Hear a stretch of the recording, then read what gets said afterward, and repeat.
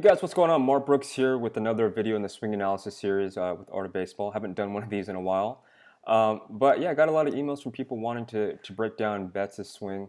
He's having a great year, MVP season. And essentially what I wanted to talk to you were two simple hitting principles that kind of, in my opinion, are the results of a lot of the success that he's had this year.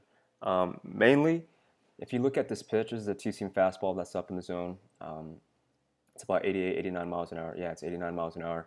And, you look at it and you're thinking, how did he stay inside this baseball? How did he keep this ball fair? Because this is probably on the black on the inside part of the plate.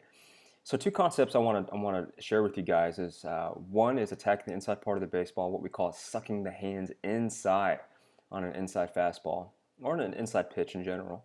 And then looking for something up in the zone. So we call that zoning up. Two really important concepts. If you look at this pitch, again, this is a two-seam fastball on the inside part of the plate. You'll notice that the first thing that he does after his load, so you see his load right here, his hands go back, his foot goes forward. That's his timing mechanism, right? That's his trigger. You'll see his hips pull his hands through the zone. You'll see that because you see the crease in his shirt, right? His hands are still back. He's starting to rotate. His foot's at about a 45-degree angle. It's a little bit open so that he can clear his hips.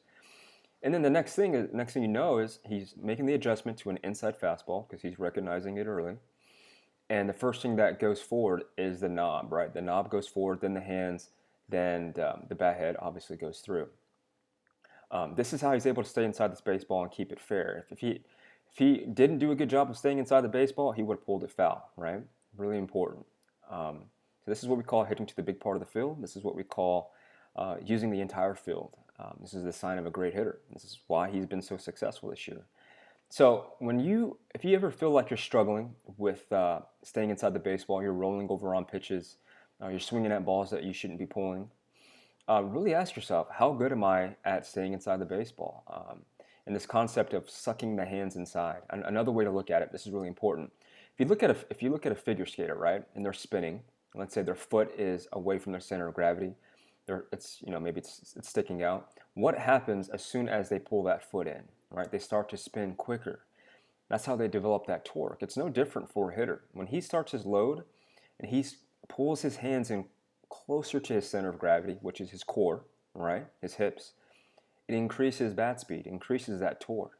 So the better you get at sucking your hands inside, especially on pitches on the inside part of the plate, the quicker your bat speed will be. Very, very important. Second, and I'm just going to run through this. This is a pitch, again, middle in, but it's also up in the zone. Look at where this pitch ends up, right? That's a pitch that's up in the zone. How does he stay on top of this baseball? We hear a lot of coaches use, catchphrases like get on top of the baseball. And, I agree with it. I think these words are effective. They make sense if you know exactly what's going on.